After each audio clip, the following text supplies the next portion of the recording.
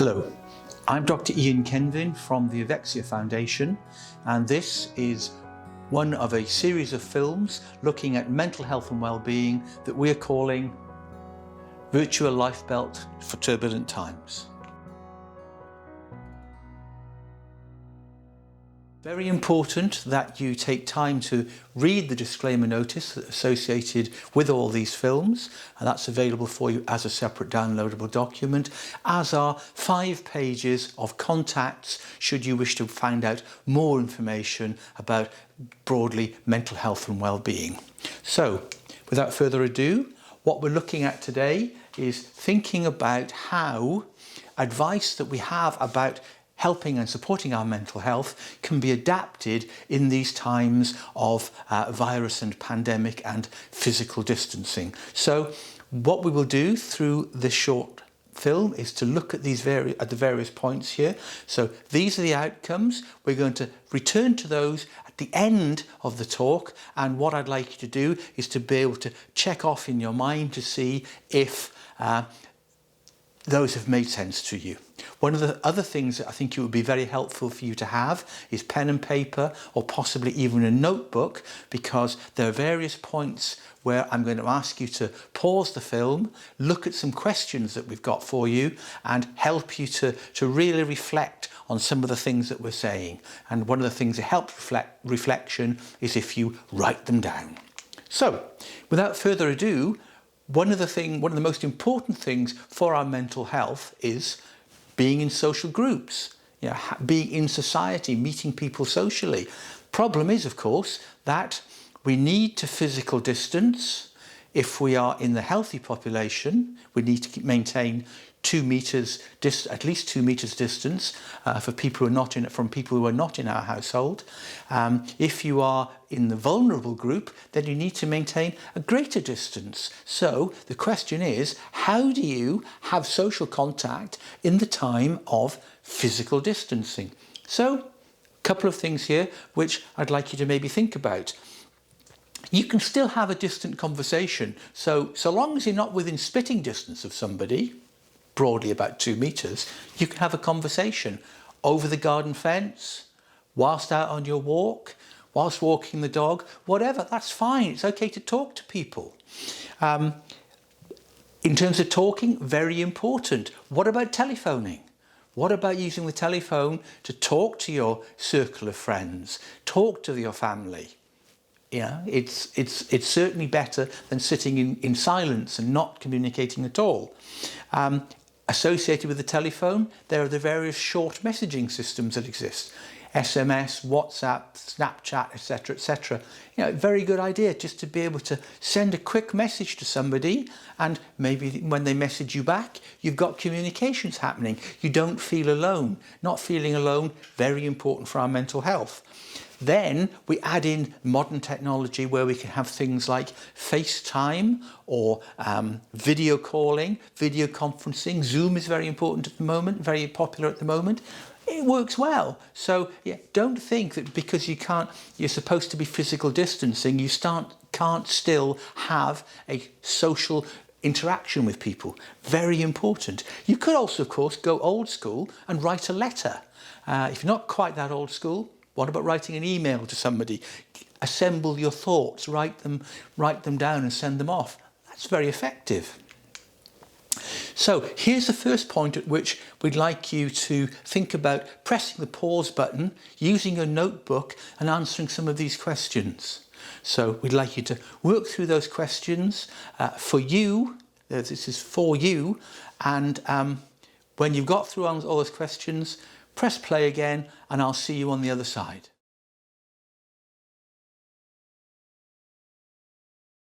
I think it's really important to acknowledge that the idea of contact hunger is a real thing. As creatures, as animals, we have evolved to bond largely through physical contact. And when we're having less physical contact than we are used to, that can actually make us feel out of sorts, can have a negative impact upon our mental health. So, one of the things here is to think about, well, okay, is one of the reasons I'm feeling like this because I'm actually suffering from contact hunger? So, if you do have somebody that you're sharing your living space with, well, maybe taking more time to have appropriate contact with that person, maybe holding hands. If you're physically distancing, well, what about eye contact? Actually seeing somebody, looking at somebody. It's actually quite important to feel that somebody sees you. Likewise, being an active listener. To really feel that you're being heard is again very important and is part of that idea of living in a social group and having real contact. So if you can't have physical contact, you can still have contact by seeing people, by hearing people. So that's very important. Okay, let me move on to physical activity. I know we're talking about mental health here, but we can't separate the physical and the mental. It's a mental health. It's a falsity to try and think they're two different things. So what you need to think about is, are you still getting some physical activity? And I'd like you to be thinking about the nature of your physical activity and its intensity in particular. Now, I'm not saying you need to put your running shoes on or get into your lycra unless you feel like rocking that look. Not necessary. You can just go for a walk. You can do a physical activity which causes you to feel a little bit out of breath. Gardening, very, very good physical activity. Walking briskly, walking the dog, whatever. It doesn't have to be sport. In fact, it probably shouldn't be sport. But you need to do some physical activity because physical activity is really important for the biochemistry of the body, not least of which our circulation. Blood is pumped to our extremities by our arteries. Our heart pumps the blood through the arteries down to our extremities. But the blood comes back into the heart and the lung through the veins, and those work on a series of non-return valves that actually are stimulated by physical movement. So, the blood gets pumped down into your feet by your artery, your femoral artery, which runs down the inside of your thigh, but it actually comes back into the heart and the lung through the veins, and the veins work through being pumped by muscular action. So, in terms of having a good circulation, walking, very important. Running, even better. So that becomes very important. Also, it's important for your circulatory system to work because it doesn't just move blood around. Your circulatory system also moves hormones around, can move your antibodies around. So in terms of having your body's immune system, and God knows we need a good immune system at the moment, those antibodies are moved in the circulatory system. So the more active you are, the better your circulation, the healthier you're going to be. So that's really important. The other thing, it's really important to try and get outside. Daylight is fantastically important, and particularly there's this lovely phrase here called the circadian rhythm. That really is a posh way of talking about the times when you're asleep and when you're awake. Getting out in daylight, really important. It resets your sleep-wake patterns. So if you're having difficulty sleeping, and a lot of people do when they're having some mental health issues, then getting out in bright daylight is really important. It's the blue spectrum light that is most important there. Helps you to reset what we broadly call your sleep-wake pattern or your circadian rhythm, if you like. Also, the only way in which the body produces vitamin D and serotonin is through daylight. So very important again to get that daylight and get the vitamin D. Otherwise, if you stay indoors all the time, you will be vitamin D deficient. And of course, the best way of getting that slightly more vigorous exercise where you're slightly out of breath is through being outside and having healthy lungs. And again, you can think about working and making your lungs more healthy as an insurance policy, because if you do fall ill, one of the things that this particular COVID-19 attacks is your respiratory system. So the healthier your respiratory system is, the better you're going to be able to survive the virus should it get you. Okay, here's another opportunity to pause. What I'd like you to do is to press pause and to work through the questions that we've put for you here.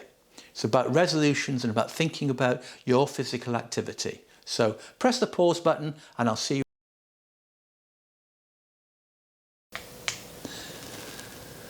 Okay, so what I'd like you to do now is to, having thought about what physical activity you do, I think it's also important to acknowledge the importance of inactivity and rest and differentiating between the two, because not only is it important for the body to be active, it's also important for the body to rest appropriately.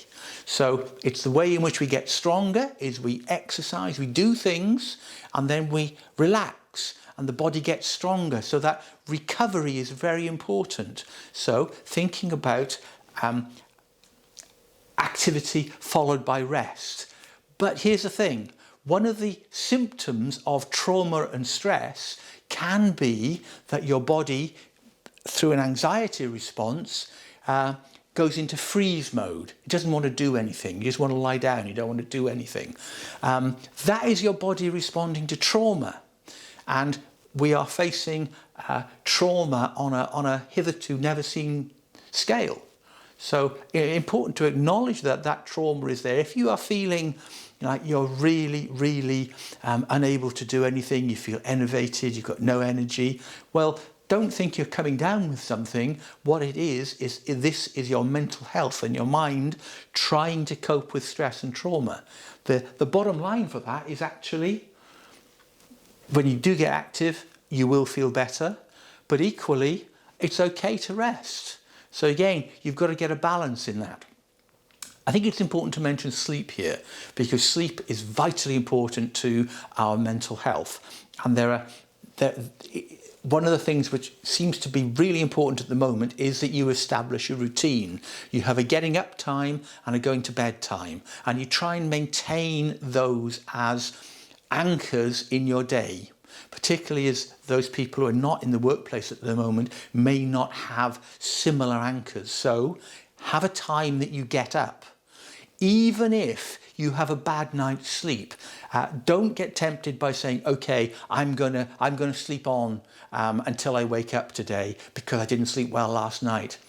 Not a good idea, because eventually what happens is you get more and more slippage, you get up later and later, you stay up later and later at night, and what happens then is, I mentioned it already, your sleep-wake pattern doesn't work anymore, and it actually can make you quite unwell. So really important to have a getting up time and a going to sleep time. Sleep hygiene. Now, I don't just mean having clean pajamas and sheets there. Sleep hygiene is an idea where you think about, okay, where do I sleep? The place that you sleep should be dark, quiet and cool. So try and make sure that you have sleep hygiene. Also be careful about the stimulants. So there's the obvious things, tea, coffee, alcohol. Try and knock those back towards bedtime. But screens are also a stimulant.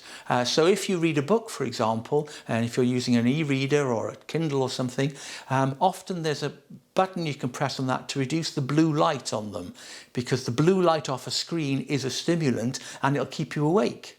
So see if you can reduce your screen time. It's also a good idea to not have your phone or your tablet or your computer laptop in your bedroom with you. Try and have it in another place. If you are waking up on a regular basis and you're lying there in bed and you're suffering what sometimes some people call insomnia, best idea is to get up and out of bed, go to another room, because otherwise what happens is your mind associates being awake with lying in bed. And what you want your mind to associate being lying in bed in your bedroom to be is about sleeping. So change the environment and then go back to bed when you're feeling sleepy. Very important, because sleep is not only important for our physical health, it's also fantastically important for our psychological health. So, it's important to pay attention to your sleep. Okay, food, the good, the bad, and the ugly. Now, here we need to have a little bit of thinking about, we have broadly what we call a basal metabolic rate. That is how many calories you need for your body to function each day. Again, the figures are a little bit crude and they do move around a little bit depending on people's size, but broadly, males tend to need between 2,200 to 2,500 calories a day, females between 1,800 to 2,200. Variable through levels of physical activity and physical size, but broadly, that's what you need in order to stay stable, so you're not gaining weight and you're not losing weight. So it's important to think about that. Think about, are you getting the correct amount of calories? But then it's important to think about the nature of the calories, and that's why we're talking here about processed and unprocessed foods. As far as possible, unprocessed foods contain the nutrients and the vitamins that are really important to physical health.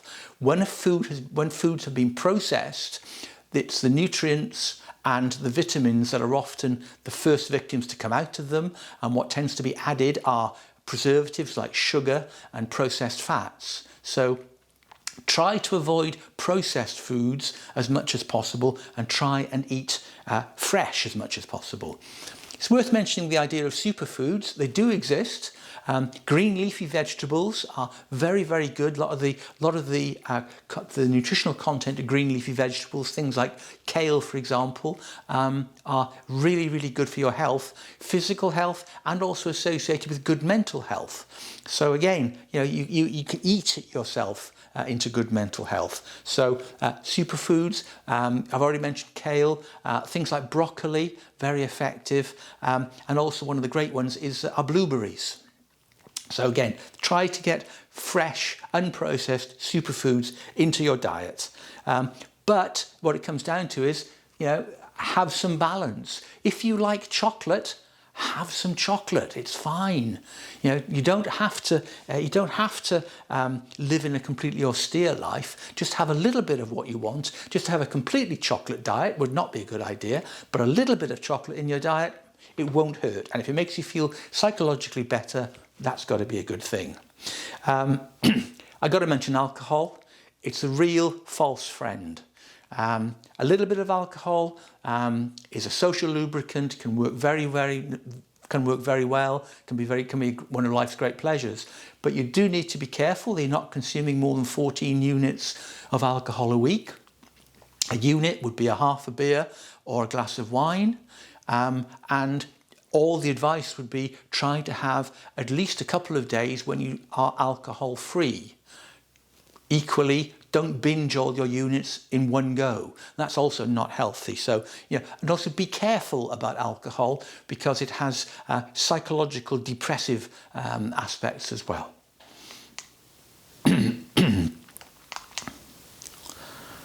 Okay.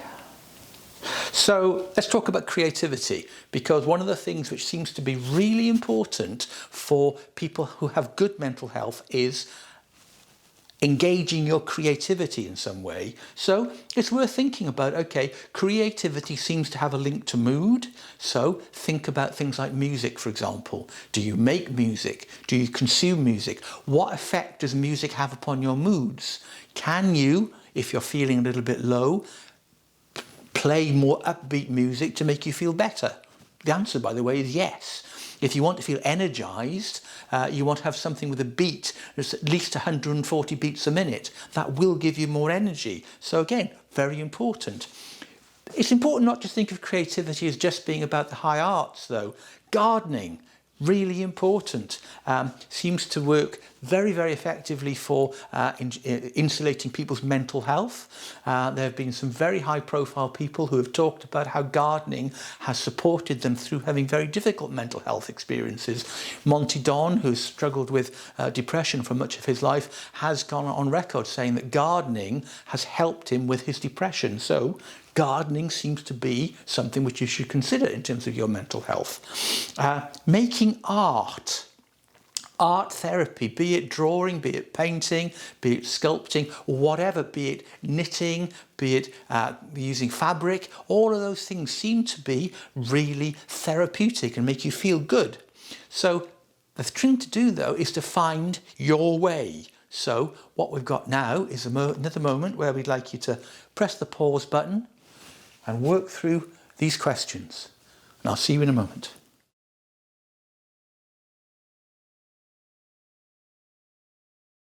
Okay, so what I'd like to move towards these concluding parts of this talk are to look at other things which seem to really help people to feel better.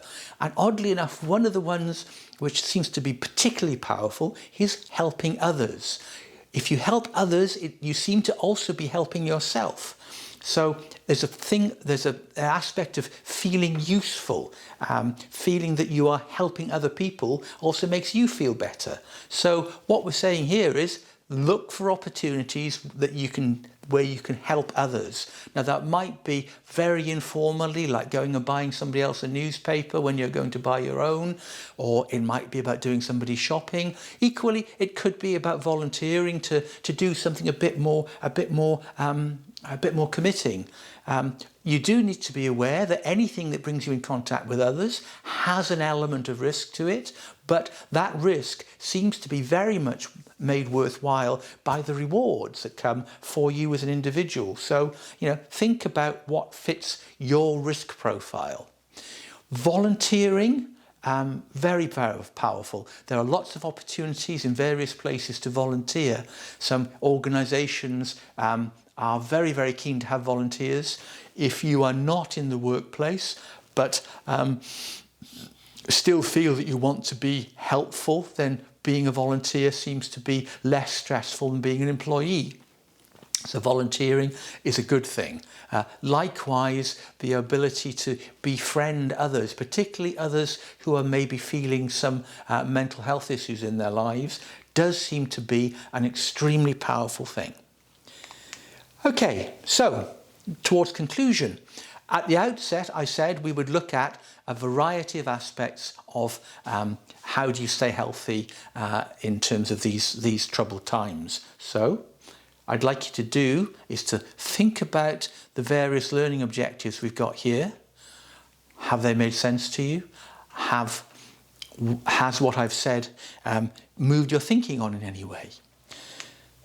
Because finally, what matters is that you reflect, clarify and resolve. So use your notebook, use your journal to reflect on what we've done through this talk. If you have points that need clarification, there is a webinar, a live webinar that's associated with these films. You can bring that to the webinar and you can get some clarification there. And of course, resolution. Resolutions become more powerful when you write them down. So, you might want to write down your resolution. You could make a video blog. You could create an artifact. Anything which actually enables you to really decide, okay, this is what I'm going to do. These are the changes I'm going to make. Okay, as I've said, there are 5 pages of further contacts available for you.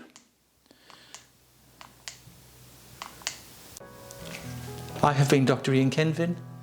This has been a virtual life belt for troubled times. Thank you.